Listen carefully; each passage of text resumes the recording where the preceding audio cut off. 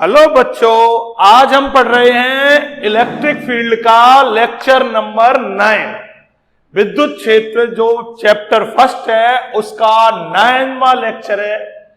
इससे पहले 8वें लेक्चर में हमने पढ़ा था इलेक्ट्रिक डायपोल यानी कि विद्युत द्विध्रुव, और विद्युत द्विध्रुव के अक्ष पर विद्युत क्षेत्र की तीव्रता निकाली थी और उसका फॉर्मूला आया था E equal to 2kp upon R Q. विद्युत द्विध्रुव के अक्ष पर जरूरत पड़ेगी इसकी, विद्युत क्षेत्र की तीव्रता का फॉर्मूला ये था, जिसकी वेक्टर फॉर्म निकाली थी तो कुछ ये आई थी।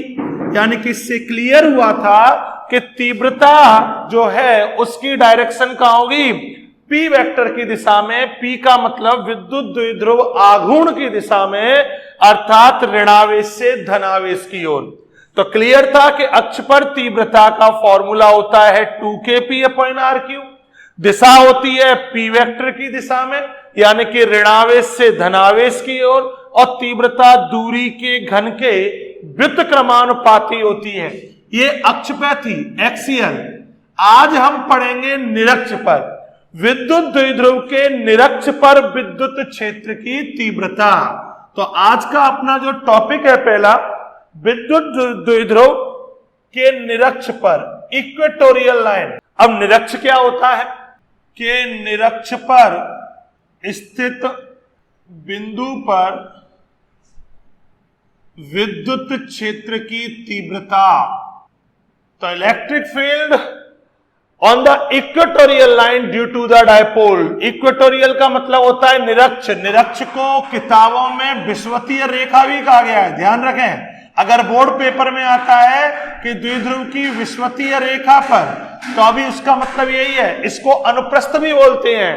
तो निरक्ष पर आपको विद्युत क्षेत्र की तीव्रता ज्ञात करनी है। तो देखिए डायग्राम, एक चार्ज लिया हमने -q और दूसरा लिया +q, बन गया डायपोल। डायपोल में परिमाण समान, प्रकृति विपरीत, एक माइनस एक प्लस, तो डायपोल हो गया।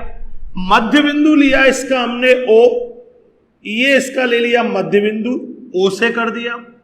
टोटल दूरी हमने पिछले टॉपिक में भी 2a मानी थी, तो हम अब भी 2a मान लेती है, यानी कि ये A और ये A। इसको फर्स्ट चार्ज मान लिया, A पॉइंट दे दिया, इसको सेकंड चार्ज मान लिया, B पॉइंट दे दिया। तो ये है विद्युत द्विध्रुव। द्विध्रुव का मतलब परिमाण समान, प्रकृति विपरीत, एक माइनस एक प्लस, बीच की जो दूरी है वो 2a मान ली। मैंने कहा था आप कुछ भी मान सकते हो, A मान सकते हो, D मान सकते हो। अपने डेरिवेशन की सुविधा के लिए हमने इसको 2a नाम दे दिया। निरक्ष होता है द्विध्रुव की जो अक्षीय रेखा है, अक्षीय होती है दोनों आवेशों को मिलाने वाली, अक्षीय रेखा के मध्य बिंदु पर लंबवत खींची गई रेखा को, अक्षीय रेखा के मध्य बिंदु पर जो लंबवत खींची गई रेखा है उसको बोलते हैं निरक्ष रेखा। तो हमने द्विध्रुव के निरक्ष पर रेखा खींच दी, ये लंबवत 90 डिग्री के एंगल पर रेखा खींच दो, इसको बोलते हैं निरक्षीय रेखा और निरक्ष। और यहां हमने कोई बिंदु मान लिया P। आपको द्विध्रुव के मध्य बिंदु O से स्मॉल r दूरी पर स्थित बिंदु P पर विद्युत क्षेत्र की तीव्रता ज्ञात करनी है। यह है इसका निरक्ष। हमें विद्युत क्षेत्र की तीव्रता ज्ञात करनी है। इसके लिए हमने क्या किया, बिंदु P से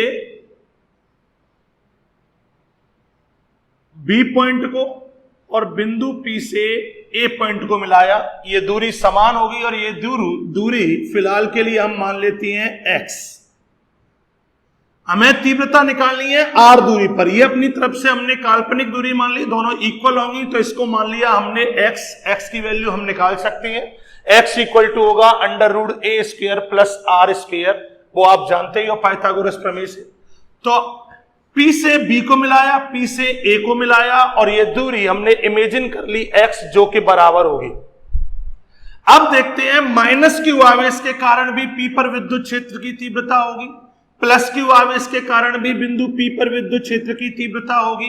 तो पहले -q आवेश के कारण बिंदु P पर विद्युत क्षेत्र की तीव्रता, सूत्र आपने पढ़ा है, बिंदु आवेश के कारण तीव्रता का सूत्र होता है KQ अपॉन R स्क्वायर। तो माइनस क्यू आवेश के कारण P पर तीव्रता को आप या तो EA नाम दो या E1, इसको फर्स्ट चार्ज मान लेते हैं, इसको सेकंड, तो E1 नाम दे दिया। तो माइनस क्यू आवेश के कारण P पर तीव्रता E1 इक्वल टू KQ, दूरी कितनी x, तो KQ अपॉन x स्क्वायर। मैंने कहा जब मान लिखते हैं तो उसमें प्लस माइनस का कोई रोल नहीं रहता, इनका रोल तो केवल दिशा का है, परिमाण इक्वल आएगा। तो E1 इक्वल टू होगा KQ अपॉन x स्क्वायर, क्योंकि माइनस Q से P तक की दूरी है x। दिशा का होगी, आपने पढ़ा है ऋणावेश के कारण विद्युत क्षेत्र की दिशा कहां होती है, ऋणावेश की ओर, प्लस चार्ज के कारण दूर और माइनस के कारण ऋणावेश की ओर, टुवर्ड्स द चार्ज। तो E1 वेक्टर की डायरेक्शन होगी ऋणावेश की ओर, जिसको हम कह सकते हैं PA दिशा में, P से A की ओर। अब प्लस क्यू आवेश के कारण P पर विद्युत क्षेत्र की तीव्रता E2 क्या होगा, E2 equal to KQ upon plus Q से P तक की दूरी, वो भी कितनी है x, तो KQ upon x square. Plus के कारण P पर तीव्रता का मान होगा KQ upon x square. Direction कहां होगी, धनावेश के कारण तीव्रता की दिशा होती है धनावेश से दूर, प्लस से अवे दूर, तो E2 की दिशा होगी ये, यानी कि B से P की ओर, जिसे हम कह सकते हैं BP दिशा में। हम पहले ही पढ़ चुके हैं धनावेश के कारण विद्युत क्षेत्र की दिशा धनावेश से दूर होती है और ऋणावेश के कारण ऋणावेश की ओर होती है। तो प्लस के कारण E2 की डायरेक्शन आपको प्रदर्शित है और माइनस Q के कारण भी आपको डायरेक्शन प्रदर्शित है। दोनों डायरेक्शन भिन्न भिन्न है, न तो समान है न विपरीत है, अलग अलग डायरेक्शन में है। यहां देखें तो E1 equal to KQ upon x square, E2 equal to KQ upon x square. इससे एक बात क्लियर होती है कि माइनस Q और प्लस Q के कारण जो तीव्रता होगी वो परिमाण में क्या होगी, समान, क्योंकि जितना मान ये है उतना ही मान ये है। तो हम लिख सकते हैं अतः E1 equal to E2, E1 और E2 परिमाण में बराबर है, जिसकी वैल्यू कितनी है KQ upon x square. E1 और E2 की वैल्यू इक्वल है, लेकिन केवल क्या चेंज है, डायरेक्शन चेंज है। अब हमें निकालनी है बिंदु P पर टोटल तीव्रता। टोटल का मतलब द्विध्रुव, पूरे द्विध्रुव के कारण। अब अगर अध्यारोपण का सिद्धांत कहता है कि जब हमें ऐसी स्थिति आए तो P पर कुल तीव्रता होगी इनके सदिश योग के बराबर, वेक्टर फॉर्म का जो सम होता है उसके इक्वल।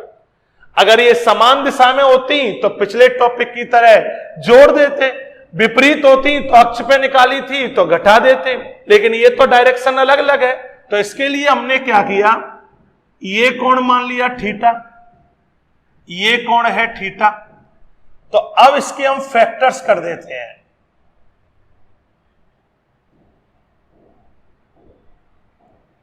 ये थीटा तो ये भी थीटा और ये भी थीटा, क्योंकि हमें घटक करने पड़ेंगे। 11th में भी पढ़ा है, जब रिजल्टेंट निकालना हो तो फिर हम घटकों का सहारा लेते हैं। हमने घटक किए, हमने एक लाइन खींच दी बीच में मिडिल में, और मिडिल से E2 भी थीटा एंगल बनाएगा, E1 भी थीटा एंगल बनाएगा। घटक देखते हैं, E2 का ये घटक होगा E2 cos थीटा। पढ़ चुके हैं 11th में, कोई भौतिक राशि जिस अक्ष से थीटा कोण बनाती है वो घटक होता है cos, और दूसरा घटक जो लंबवत घटक होता है वो होता है क्या, साइन। और E2 का ये जो घटक होगा वो होगा साइन थीटा। ऐसे ही E1 का ये घटक होगा cos थीटा और ये घटक होगा E1 का साइन थीटा। बिल्कुल क्लियर। हमें सदिश योग करना था, हमने इसके घटक कर दिए। हम पढ़ चुके हैं 11th में कि कोई भी भौतिक राशि जिस अक्ष से थीटा कोण बनाती है वो होता है cos, और दूसरा जो लंबवत घटक होता है वो होता है साइन। तो E1 का ये घटक हो गया कॉस, ये घटक हो गया साइन, E2 का ये घटक हो गया कॉस, ये घटक हो गया साइन। तो हमने इसको घटकों में डिवाइड कर दिया और घटक आपके सामने है। ये बिल्कुल पहले से ही क्लियर है कि E1 और E2 परिमाण में बराबर है। तो इसका मतलब ये हुआ कि E1 sin थीटा और E2 sin थीटा इन दोनों के मान परिमाण में समान होंगे। और दिशा क्या है? विपरीत, एक की दिशा ऊपर, एक की नीचे। वैल्यू इक्वल होगी, डायरेक्शन अपोजिट होगी, तो ये दोनों घटक एक दूसरे को क्या कर देंगे? कैंसिल। ये घटक इसके प्रभाव को नष्ट कर देगा क्योंकि दोनों का मान बराबर है और डायरेक्शन अपोजिट है। तो इनका तो जो कंट्रीब्यूशन है वो खत्म हुआ क्योंकि ये दोनों आपस में एक दूसरे से लड़ भिड़कर मर जाएंगे। ये समझिए, खत्म हो गए, एक दूसरे को नष्ट कर देंगे। बचे कौन से घटक? E1 cos theta, E2 cos theta. दोनों किस दिशा में है? समान दिशा में है। समान दिशा में है तो क्या होंगे? जुड़ जाएंगे। ये दोनों कैंसिल हो गए एक दूसरे से, इन्होंने दोस्ती कर ली, तो ये दोनों आपस में क्या होंगे? जुड़ जाएंगे। अर्थ ये निकलता है कि विद्युत द्विध्रुव के कारण बिंदु P पर जो परिणामी तीव्रता होगी वो इन दोनों के योग के बराबर होगी क्योंकि ये तो कैंसिल हो गए, ये बचे जिनकी दिशा ये है, समान दिशा है। तो अब बिल्कुल क्लियर हो गया चित्र से। अतः विद्युत द्विध्रुव के कारण जो निरक्ष पर बिंदु P है, P पर विद्युत क्षेत्र की परिणामी तीव्रता नेट, परिणामी तीव्रता E इक्वल टू क्या होगा? E1 cos theta plus E2 cos theta. परिणामी तीव्रता दोनों के योग के बराबर होगी क्योंकि दोनों की दिशा क्या है? समान। तो E equal to E1 cos theta plus E2 cos theta. चूंकि हम ऊपर पढ़ चुके हैं E1 बराबर क्या होता है? E2, तो E1 की जगह भी हमने E2 रख दिया plus E2 cos theta. Total कितना हो गया? 2E2 cos theta.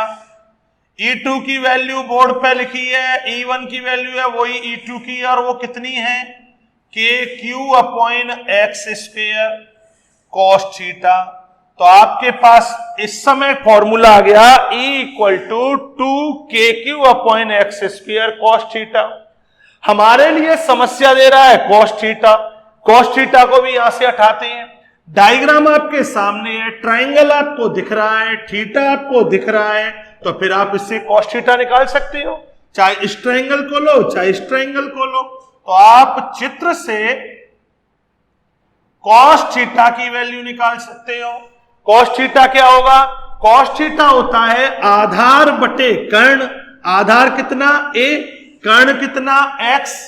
तो cos theta A upon X, ये वैल्यू यहां रख दीजिए। अतः E equal to 2KQ upon X square, और cos थीटा की जगह क्या? A upon X. cos theta की वैल्यू यहां पुट कर दी, क्या आ गई? A upon X. देखिए इसको हम लिख सकते हैं E इक्वल टू, हमने पिछले टॉपिक में जब द्विध्रुव आघूर्ण पढ़ा था तो आपको याद होगा क्या था द्विध्रुव आघूर्ण? द्विध्रुव आघूर्ण था Q इंटू 2A, आवेश और आवेशों के मध्य की दूरी, यानी कि Q इंटू 2A को हम क्या लिख सकते हैं? P। दिख रहा है यहां? Q, 2 इसके साथ एडजस्ट कर दो, तो Q इंटू 2A को हम क्या लिख सकते हैं? P। तो हमारे पास आ गया E equal to K P upon X Q. P का मतलब क्या हो गया? P equal to Q into 2A। Q और 2A, तो Q इंटू 2A की जगह हमने लिख दिया P। P होता है विद्युत द्विध्रुव आघूर्ण। P की जो वैल्यू होती है वो होती है आवेश और आवेशों के मध्य की दूरी। किसी एक आवेश का परिमाण यानी कि Q और आवेशों के मध्य की दूरी जो कि 2A है, उसकी जगह हम P लिख सकते हैं। तो आपके पास फॉर्मूला हो गया E equal to KP upon X cube. अब आपके पास समस्या क्या है? स्टार्टिंग में जब हमने टॉपिक शुरू किया था तो हमने कहा था कि हमें तीव्रता निकालनी है किस दूरी पर? R दूरी पर। I किस पे है? X पे। तो हमको यहां से X को हटाना पड़ेगा, क्योंकि X तो हमने अपनी सुविधा के लिए इमेजिन कर लिया था। तो X को हटाने के लिए आप चित्र का यूज करोगे। चित्र से अगर आप पाइथागोरस थ्योरम लगाओगे तो चित्र से लगाइए पाइथागोरस थ्योरम। कर्ण स्क्वायर इक्वल टू लंब स्क्वायर प्लस आधार स्क्वायर, तो X square equal to R square plus A square. 90 के सामने कर्ण, आधार, थीटा के सामने लंब। अगर हम x की वैल्यू निकालें तो क्या हो जाएगा? R square plus A square की पावर 1/2 यानी कि अंडर रूट 1/2 लिख सकते हैं। वैल्यू किसको चाहिए आपको? एक्स क्यू की। अतः एक्स क्यू इक्वल टू क्या हो जाएगा? R square plus A square की पावर 3/2। Very simple. पहले x निकाला, फिर एक्स क्यू, क्यू के लिए ये क्यू कर दिया, तो R square plus A square की पावर 3/2। ये वैल्यू कहां पुट कर दीजिए? यहां। अतः E equal to KP upon R square plus A square की पावर 3/2। आपके पास विद्युत द्विध्रुव के निरक्ष पर तीव्रता का सूत्र आ गया KP upon R square plus A square की पावर 3/2। R जिस दूरी पे निकालना था, A बीच की दूरी। लेकिन हमने एक घिसा-पिटा मेथड जो पढ़ते आ रहे हैं बार बार, हमने पहले ही कहा था कि द्विध्रुव के मध्य की दूरी, पिछले टॉपिक में भी बात हुई थी, बहुत ही कम होती है। जब द्विध्रुव टॉपिक पढ़ाया था तब भी कहा था ये बीच की दूरी एंगस्ट्रम, नैनोमीटर, माइक्रोमीटर इसमें होगी, यानी कि 10 की घात -6, -9, -10। ये जो दूरी है, ये डायग्राम क्लीन साफ बनाने की वजह से हम इस दूरी को इतना दिखा देते हैं, वरना ये दूरी बड़ी ही नेग्लिजिबल होती है और ये R के कंपैरिजन में ये दूरी बहुत ही कम होगी। तो इसका मतलब ये होगा कि R is greater than A, यानी कि R A से बहुत बड़ा होगा। R की वैल्यू A के कंपैरिजन में बहुत अधिक होगी। तो फिर सोचो कि A बहुत छोटा है R से, तो A स्क्वायर तो और भी छोटा होगा। जैसे A की वैल्यू है 10 की घात -6 और उसका भी स्क्वायर तो 10 की घात -12 और भी छोटा हो गया, यानी कि A स्क्वायर टेंड्स टू 0 होगा। टेंड्स टू 0 का मतलब होता है कि A स्क्वायर को आप R स्क्वायर की तुलना में क्या मान सकते हो? नगण्य। इसका मान इसकी तुलना में बहुत ज्यादा होगा, तो आप A स्क्वायर को R स्क्वायर की तुलना में नगण्य मान सकते हो। अतः रह जाएगा E equal to KP upon A, तो स्क्वायर तो गायब, केवल R स्क्वायर और स्क्वायर से बटे 2 कैंसिल, क्या बचा? R cube. तो E इक्वल टू हो जाएगा KP अपॉन R क्यूब। अगर याद हो तो अक्ष पर तीव्रता थी 2kp अपॉन R क्यूब और निरक्ष पर तीव्रता है kp upon R cube. Formula याद करना भी बड़ा आसान। विद्युत द्विध्रुव के निरक्ष पर विद्युत क्षेत्र की तीव्रता kp अपॉन R क्यूब और अक्ष पर तीव्रता थी 2kp अपॉन R क्यूब। तो बिल्कुल साफ हो गया कि अक्ष पर तीव्रता निरक्ष पर तीव्रता की दुगनी होती है। अक्ष पर बस यहां 2 था, तो इसका क्या होगा? Just double. वही फॉर्मूला है, बस यहां 2 नहीं है। P जानते ही द्विध्रुव आघूर्ण, और यहां भी क्लियर है कि तीव्रता दूरी के घन के वृत्त क्रमानुपाती होती है। दूरी बढ़ेगी तो तीव्रता तेजी से घटेगी। तो ये आपका डेरिवेशन है, बोर्ड पेपर में आता है, इंपोर्टेंट डेरिवेशन है। एक बार इसको पुनः रिवाइज करते हैं थोड़ा। तो हम देख रहे थे निरक्ष पर तीव्रता, और निरक्ष पर तीव्रता के लिए हमने एक द्विध्रुव लिया। द्विध्रुव आप पढ़ चुके हो, बीच की दूरी ली, मध्य बिंदु O लिया, ये A, टोटल दूरी 2 है। फर्स्ट चार्ज ये माना, सेकंड चार्ज ये माना, A से दिया, इसको B से दिया। R दूरी पर बिंदु P है जहां हमें तीव्रता निकालनी है। अक्ष का मतलब होता है 0 डिग्री, और निरक्ष का मतलब है जे 90 डिग्री, तो P पर तीव्रता निकालनी थी। तो इसके लिए हमने ये दूरी कल्पना की और ये दोनों दूरी समान होंगी, x मान ली हमने अपनी तरफ से। माइनस क्यू आवेश के कारण P पर तीव्रता होगी इतनी kq/x², लेकिन डायरेक्शन कहां होगी? ऋणावेश की ओर, क्योंकि माइनस के लिए तीव्रता माइनस की ओर होती है। प्लस क्यू आवेश के कारण तीव्रता E2 इक्वल टू फॉर्मूला वही होगा, लेकिन दिशा होगी कहां? प्लस से दूर, धनावेश से दूर, ऋणावेश की ओर। हमें टोटल निकालनी थी। इससे ये क्लियर हो गया कि E1 और E2 दोनों की वैल्यू समान होती है। समान होती है तो हमने घटक कर दिए, E1 का घटक कॉस और ये साइन, E2 का घटक कॉस और ये साइन। कहते मान बराबर होगा, डायरेक्शन देखी तो इसके घटक किए, ये जिस कोई भी भौतिक राशि जिससे थीटा कोण बनाती है वो घटक कॉस, लंबवत घटक साइन, कॉस साइन, परिमाण बराबर है, डायरेक्शन अपोजिट है, ये दोनों एक दूसरे के प्रभाव को नष्ट कर देंगे, यानी कि कैंसिल हो जाएंगे। ये दोनों घटक समान दिशा में हैं, समान दिशा में हैं तो जुड़ जाएंगे। तो बिल्कुल क्लियर हुआ कि परिणामी जो तीव्रता होगी वो दोनों के योग के बराबर होगी, जोड़ दिया। क्योंकि E1 बराबर E2 है, इसीलिए हमने E1 की जगह E2 रखो या E2 की जगह E1, एक ही बात है। तो E2 cos theta, E2 cos theta 2E2, E2 की वैल्यू पुट कर दी kq/x²। cos थीटा यहां से रिमूव करना होगा तो हमने चित्र से cos थीटा निकाल लिया। आधार बटे कर्ण, आधार है A, कर्ण है x, a/x लगाया। Q इंटू 2a होता है P, द्विध्रुव आघूर्ण, तो Q इंटू 2a की जगह P रख दिया, x² और x हो गया xq। xq मैंने कहा था काल्पनिक दूरी थी, हमें तो r दूरी पर तीव्रता निकालनी थी, तो इसको यहां से हटाना पड़ेगा। इसके लिए पाइथागोरस थ्योरम यूज की और उससे xq की वैल्यू आ गई r² प्लस a² की वैल्यू 3/2। ये वैल्यू आपने यहां पुट की।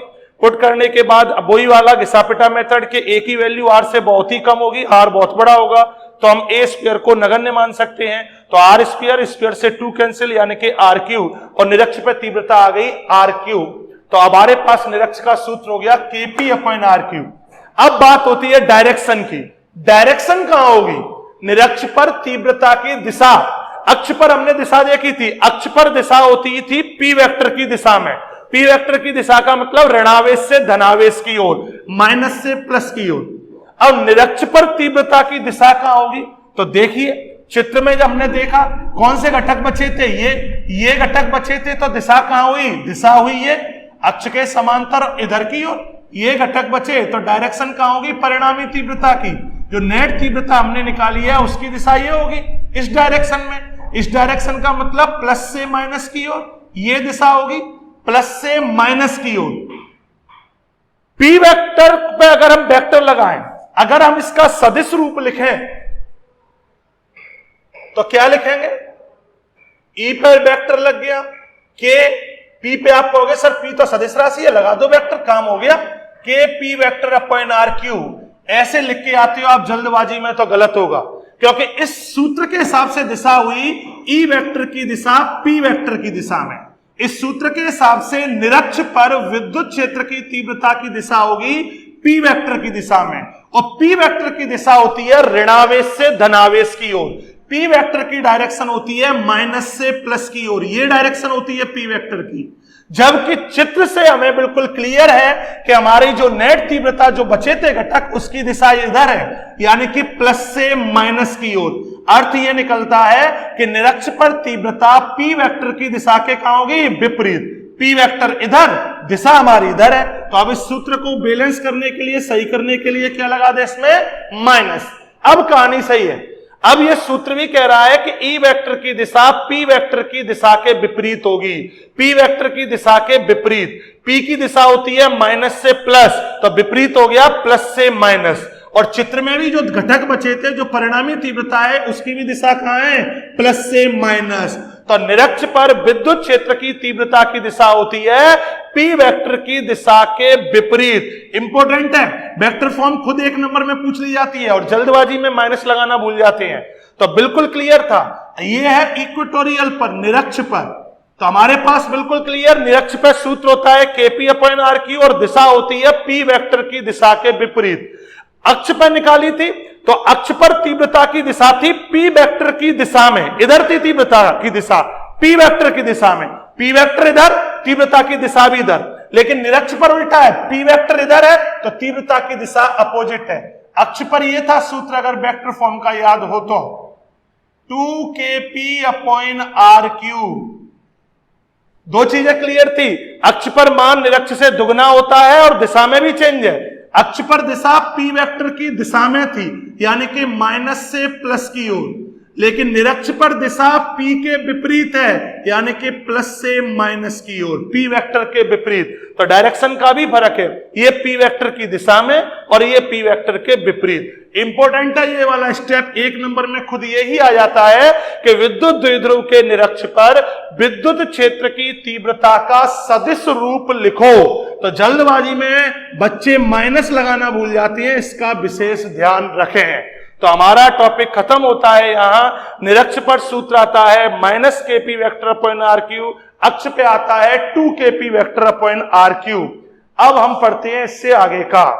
अब हमारे पास विद्युत द्विध्रुव के अक्ष और निरक्ष दोनों पर विद्युत क्षेत्र की तीव्रता क्या डेरिवेशन है, सूत्र है, दिशा है।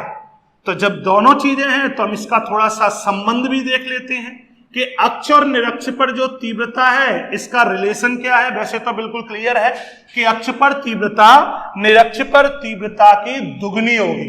तो संबंध भी देख लेते हैं। क्योंकि हमने पढ़ा है अक्ष पर तीव्रता कितनी है, 2kp/r³ और निरक्ष पर कितनी है, kp/r³। तो हम क्या लिख सकते हैं, E अक्ष = 2, kp/r³ की जगह हम यहां से क्या लिख सकते हैं, E निरक्ष।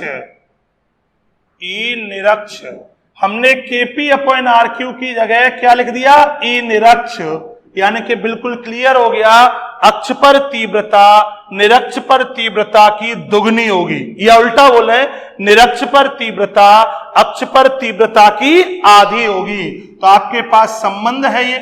आप जब न्यूमेरिकल करोगे तो अक्ष पे निकाल लो, निरक्ष पे डायरेक्ट आ जाएगा। निरक्ष पर जब निकालनी हो तो अक्ष का जस्ट क्या कर देना, आधा। जब न्यूमेरिकल करेंगे तो निरक्ष पे अलग से निकालने के लिए जरूरत नहीं पड़ेगी कि तुम फॉर्मूला लगाओ kp/r³। अक्ष पर अगर ऑलरेडी आप निकाल चुके हो तो उसका जस्ट हाफ कर दो, आपको निरक्ष पर तीव्रता मिल जाएगी। अब एक पॉइंट और, बोर्ड में तो नहीं है लेकिन आगे कॉम्पिटिटिव एग्जाम में पूछ लिया जाता है, आपको विद्युत द्विध्रुव के अक्ष का मतलब ये लाइन, यहां आपको तीव्रता पूछी जाए तो आप सूत्र लगा दोगे बड़ी जल्दी, सर ने पढ़ाया है 2kp/r³ आंसर निकाल लोगे। आपको यहां पूछी जाए तीव्रता तब भी आप कर दोगे कि सर ने पढ़ाया है फॉर्मूला kp/r³, तीव्रता निकाल लोगे। बोर्ड में अपनी किताबों में तो यही दो हैं, अक्ष और निरक्ष, लेकिन कॉम्पिटिटिव एग्जाम जब दोगे तब आपको थोड़ी समस्या होगी। आपसे पूछ लिया जाए बाय द वे, अक्ष का मतलब है 0 डिग्री, यहां कहीं भी, निरक्ष का मतलब 90 डिग्री। आपसे पूछ ले कि यहां बताओ तीव्रता इस बिंदु पर, बिंदु आपको यहां दे दे P, जिसकी दूरी r है, कोण थीटा है, न तो अक्ष रहा न निरक्ष रहा। तो कोई ऐसा न्यूमेरिकल दे दे कि 60 डिग्री पे निकालो, 30 डिग्री पे निकालो, तो आपको थीटा न तो 0 हो न 90 हो, कोई और थीटा हो, दूरी आपको r दे दे, तो यानी कि आपको अक्ष और निरक्ष के अलावा कोई और बिंदु मिलता है और आपसे तीव्रता पूछी जाती है कि r दूरी और थीटा कोण पर स्थित किसी बिंदु पर तीव्रता निकालो, तब आप क्या करोगे। तो उसके लिए भी एक अपने पास ट्रिक या ब्रह्मास्त्र फॉर्मूला है। r दूरी तथा थीटा कोण पर स्थित, थीटा का मतलब कोई भी थीटा, इसमें सब आ जाएंगे, किसी बिंदु पर विद्युत क्षेत्र की तीव्रता। यह फॉर्मूला ये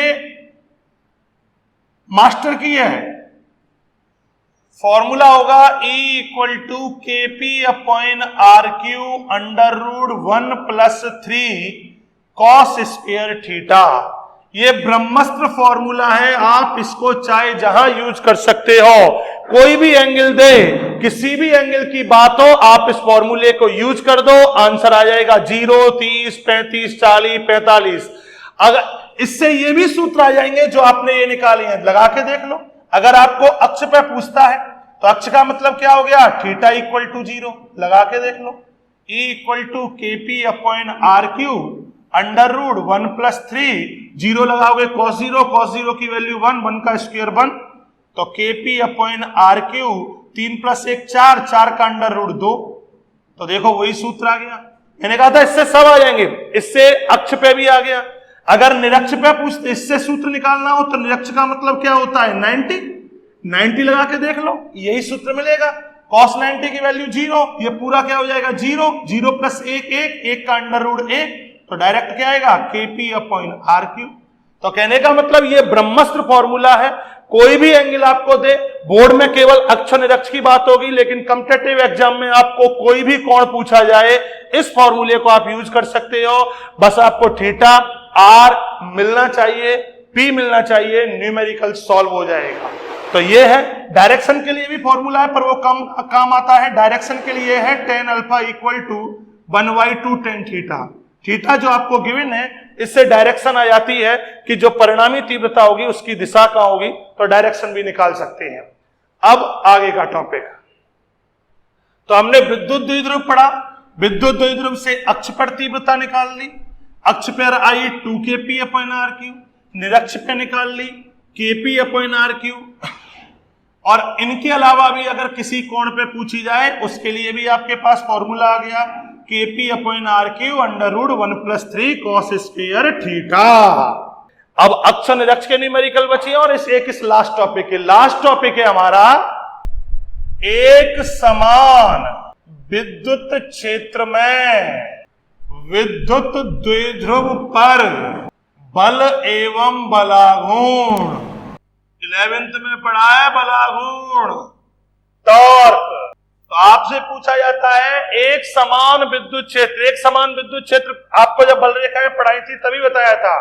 एक समान विद्युत क्षेत्र के लिए कैसी क्षेत्र रेखाएं बनाते हैं, समांतर समान दूरी पर। तो एक समान विद्युत क्षेत्र में द्विध्रुव रखा है तो उस पर कितना बल लगेगा, क्या बलाघूर्ण होगा। बलाघूर्ण टॉर्क 11th में पूरा चैप्टर था, 7 चैप्टर बलाघूर्ण का, यानी कि आघूर्ण से संबंधित जब भी कभी घूर्णन गति की बात आती है तब शब्द आ जाता है आघूर्ण। तो इसमें हम पढ़ेंगे कि एक समान विद्युत क्षेत्र में कोई द्विध्रुव रखा है और किन किन स्थितियों में रखा है, तो बल निकालेंगे, बलाघूर्ण निकालेंगे। साथ ही ये स्थिति भी पढ़ेंगे कि अगर एक समान नहीं हो, असमान हो तो क्या होगा। तो ये भी टॉपिक इंपोर्टेंट है और फर्स्ट चैप्टर का ये लास्ट टॉपिक है। तो एक समान विद्युत क्षेत्र आप जानते हो, पहले ही कह दिया था। अगर आपको कहीं एक समान विद्युत क्षेत्र शो करना है तो क्षेत्र रेखाएं सरल रेखीय समांतर समान दूरी पर स्थित होंगी, उसको वो कहा जाता है एक समान विद्युत क्षेत्र। तो हमने एक समान विद्युत क्षेत्र क्षेत्र रेखाओं से शो कर दिया। ये होगी ई वेक्टर की दिशा, क्षेत्र रेखाओं की जो डायरेक्शन है वो ई वेक्टर की दिशा को देंगी। इसमें हमने एक विद्युत द्विध्रुव रखा, विद्युत द्विध्रुव हमने इस स्थिति का रख दिया, ये रख दिया विद्युत द्विध्रुव हमने। ये आवेश हो गया -+Q और यहां आवेश मान लिया -Q।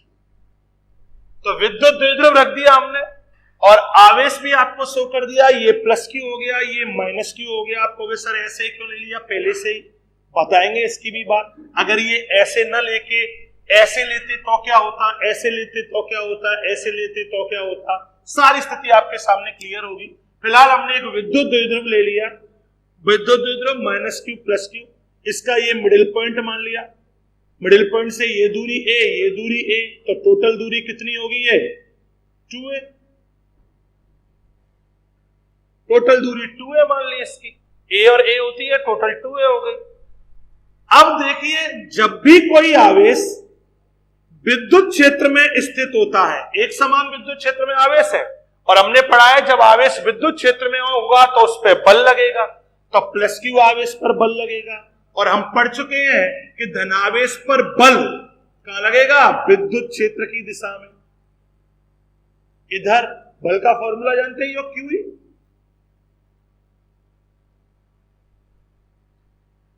ऋणावेश है, ऋणावेश पर कल बल कहां लगेगा, ऋणावेश पर बल लगेगा विद्युत क्षेत्र के विपरीत दिशा में। बल तो इस पर भी लगेगा, पर बल कितना लगेगा, बल उतना ही लगेगा जितना धनावेश पर है, बस क्या चेंज होगा, डायरेक्शन। इसकी डायरेक्शन ये होगी, बल तो इस पर भी इतना ही है,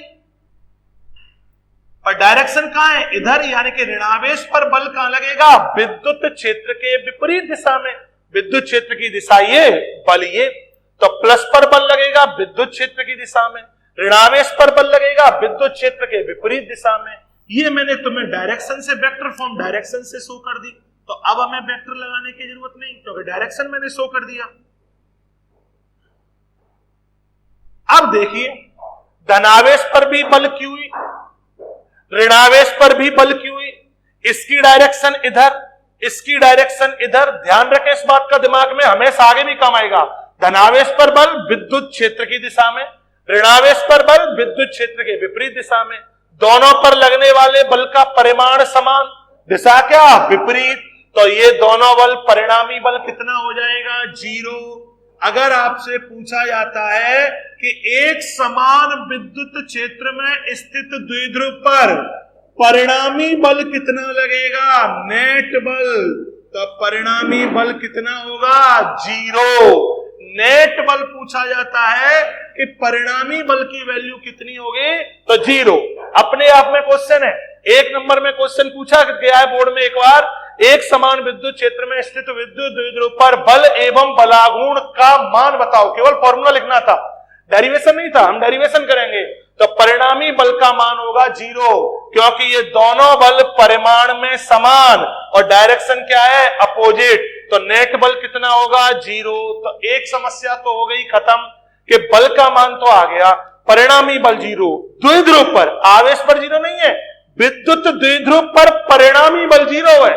आवेश पर बल तो है क्यू ही, प्लस पर क्यू ही, ऋणावेश पर क्यू ही, लेकिन द्विध्रुव पर टोटल की बात करें तो वो 0। अब जब कहोगे आप सर 0 ही हो गया तो पढ़ना क्या? लेकिन पढ़ना है, और 11th में कंसेप्ट ही यही था, जो चैप्टर 7 था उसका यही कंसेप्ट था कि बल तो 0 हो गया, लेकिन एक चीज देखिए, ये है द्विध्रुव, ये वाला बल इस द्विध्रुव को इधर ले जाना चाहेगा, ये बल इस द्विध्रुव को इधर ले जाना चाहेगा, यानी कि इन दोनों बलों की क्रिया रेखा समान नहीं है। समान का मतलब होता है ऐसे, जैसे ये है, एक बल इधर लगे, एक बल इधर लगे, तो इसको बोलती है एक ही क्रिया रेखा। या एक बल ऊपर लगे, एक नीचे लगे, तो इसको बोलती है समान क्रिया रेखा। क्रिया रेखा समान नहीं है। क्रिया रेखा कैसी है? देखो, भिन्न भिन्न। ये बल लग रहा है इधर, ये बल इसको इधर ले जाना चाह रहा है, ये बल इसको इधर ले जाना चाह रहा है। तो भैया इन दोनों बलों के प्रभाव में ये मार्कर क्या करेगा? घूमने लगेगा, बेचारा अपने द्रव्यमान केंद्र के सापेक्ष क्या करने लगेगा? घूर्णन गति। क्योंकि भैया ये बल चाहेगा इधर चल, ये चाहेगा इधर चल, तो चलो भैया, तो ये क्या करने लगेगा? घूर्णन गति। अपने सेंटर ऑफ मास के सापेक्ष क्या करेगा? घूमेगा। यानी कि इन दोनों बलों की क्रिया रेखा, अगर ये बल ऐसे लगते, एक ही क्रिया रेखा पे लगते, तो ये परिणामी बल भी 0 और घूमता भी नहीं। बल, एक चीज और कि परिणामी बल 0 होने के कारण ये रेखीय, यानी कि स्थानांतरी गति नहीं करेगा। यानी कि न तो ये ऊपर जा सकता, न ये नीचे जा सकता, न आगे जा सकता, न पीछे जा सकता। ये भी ध्यान रखें, नेट बल 0 हो गया तो इसकी स्थानांतरीय गति नहीं होगी।